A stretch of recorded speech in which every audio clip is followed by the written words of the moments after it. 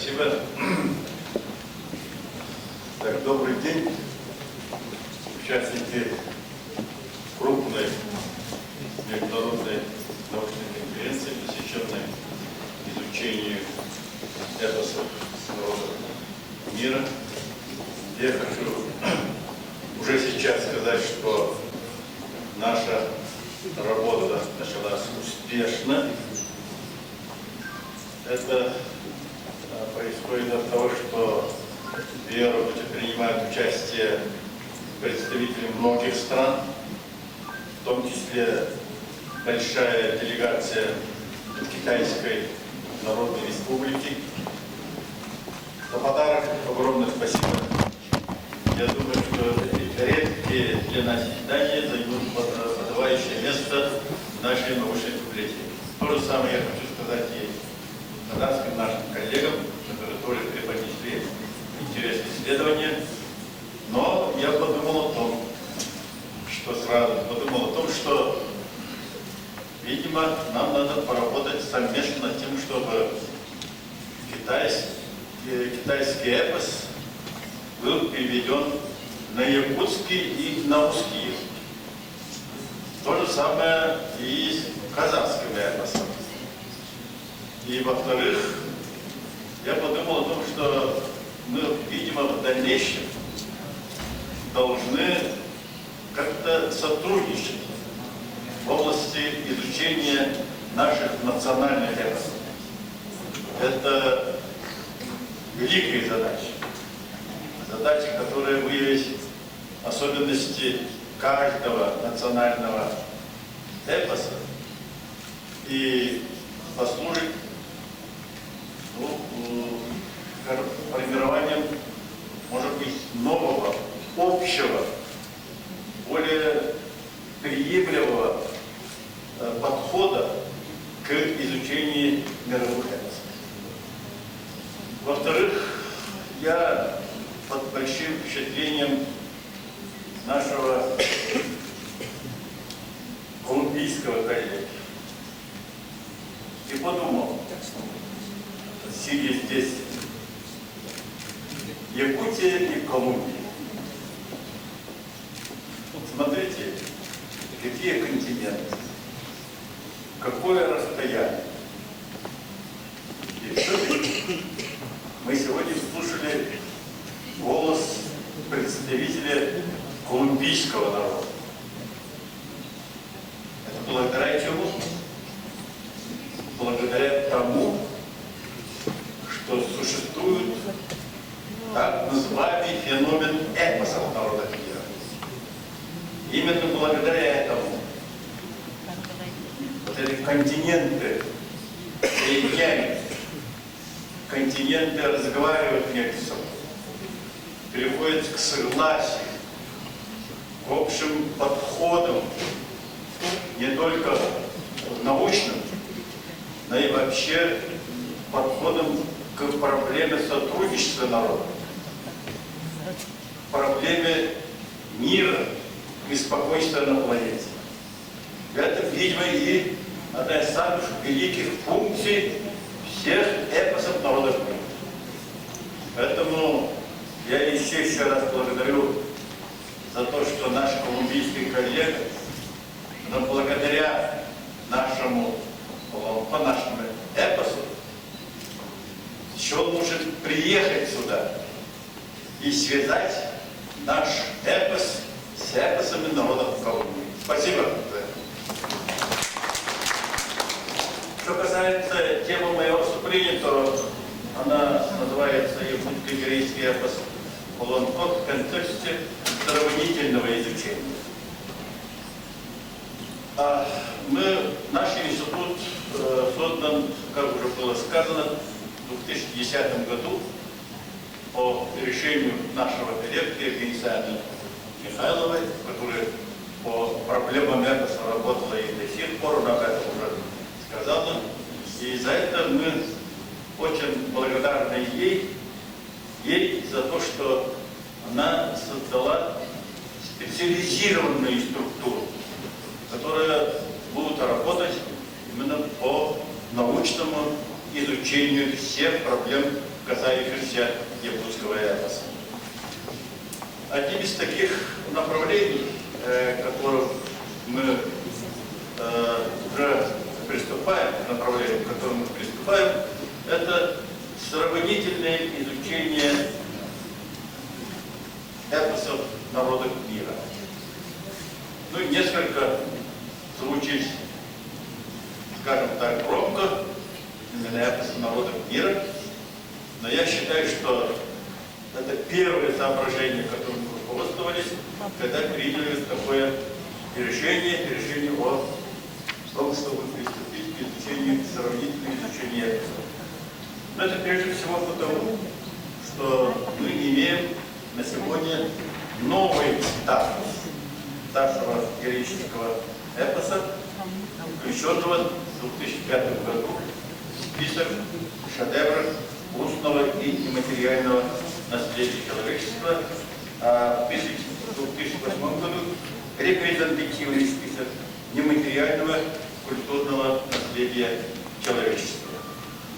Якутский эпос, благодаря этим решениям, стал официально в один ряд общепризнанными великими эпосами и занял свое место в пространстве мирового эпического наследия. Нам представляется, что сравнительное эпосоведение должно на деле показать иррациональность исторического решения ЮНЕСКО от 25 ноября 2005 года. Это во-первых.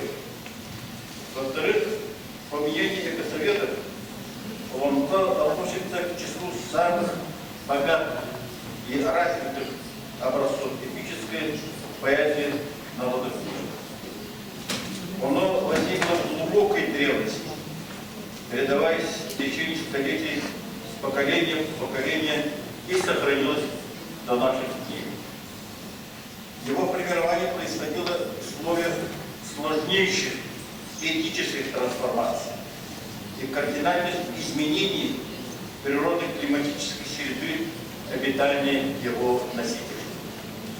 Сложилась интригующая история эпоса, в которой на первый план выходит проблема генетического родства, уходящая своими корнями в мир этической картины Центральной Азии второго и первого тысячелетий до нашей эры и сопровождавшаяся формированием многообразного антропологического типа тюркских народов. Распад единой общности на части не поддается научному объяснению пока. Но известно, что он связан с формированием таких групп этносов, которые на определенном этапе истории получили название монголов и тюрков. Допускаю, что если еще до этого началось формирование эпического творчества, то должна была сложиться и общая эпическая традиция, которая передала своим новым этническим образованием какие-то общие для них мотивы, сюжеты и образы. Именно с этим связано общее происхождение родственных эпосов и сходство эпических произведений. Известно в нашей стране и за рубежом эпосоветы Жирмунский, Валентинский, Окладников, Волков, Мильянов, Путилов и другие единодушно указывают на большое сходство эпического наследия якутов с эпосами других тюркских и монгольских народов.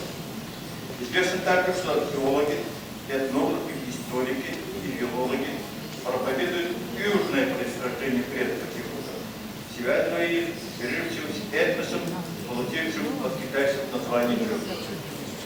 Следовательно, тюркские корни якутского этноса трудно освоить, тем более опровергнуть. Я все это напоминаю для того, чтобы сказать, что каждый раз, когда изучаешь памятник Коломбцов, то неизбежно выходишь на проблему, обусловленную генетическим располагаемостью, то есть на основу сравнительного изучения. Следовательно, отделившиеся в давние времена предки современных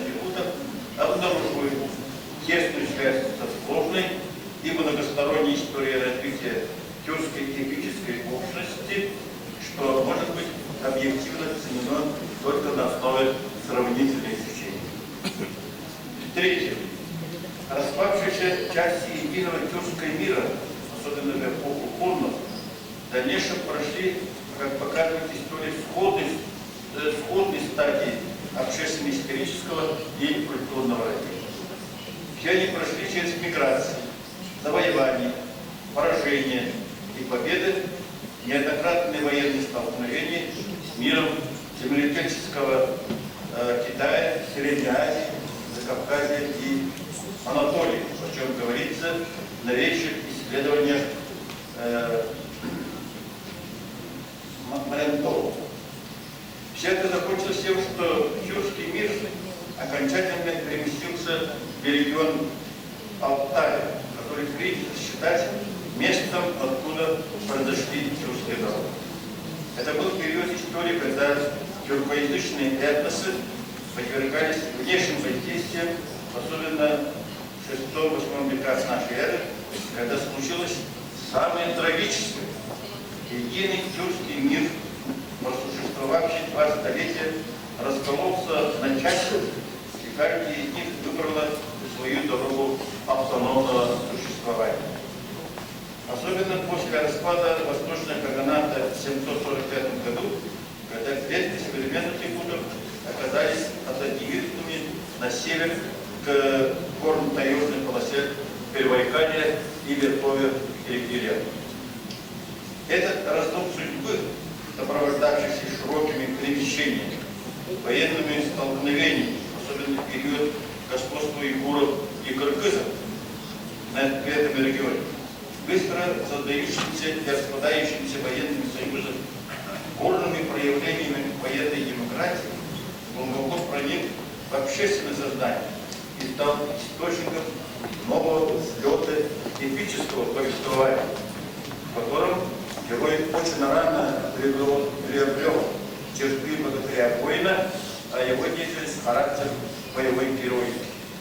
Все это один из этапов истории русской эпоса, в которой внешние события и факторы истории сыграли определяющую роль в развитии эпического творчества.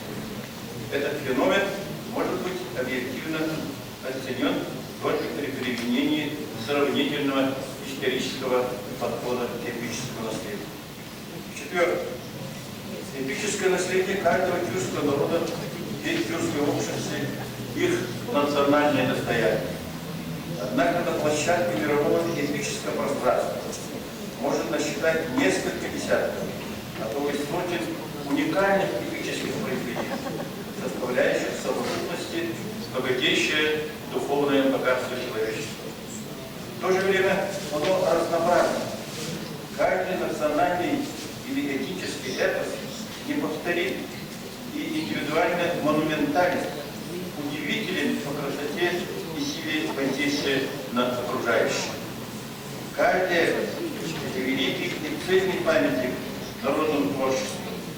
В нем сидит и воедино глубина исторической памяти народа и неисчерпаемая творческая энергия его создания.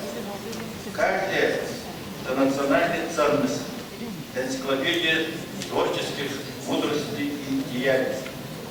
Бесспорно, что якутское народство — один из таких этносов, и оно занимает свое только ему присущее место в мировом эпическом пространстве. А определение этого места может оказаться успешным только в том случае, если в изучении нашей этноса мы будем использовать возможности сравнительно типологического анализа памятников мирового эпического наследия. И, наконец, пятое. Содержание всех эпосов общечеловеческого, но универсальной с точки зрения этической картины мира. В нем главенствуют положительные герои, почитатели идеи общественного прогресса, но в то же время они хранители всех этико-нравственных традиций народа, создавшего эпос. Речь идет об универсальности духовного потенциала эпоса, который был востребован обществом всегда и везде, благодаря которому продолжает жить продолжает действовать по сей день. И научный анализ уникального духовного потенциала каждого национального этноса становится особенно актуальной в условиях глобализации, нивелирования культурного разнообразия.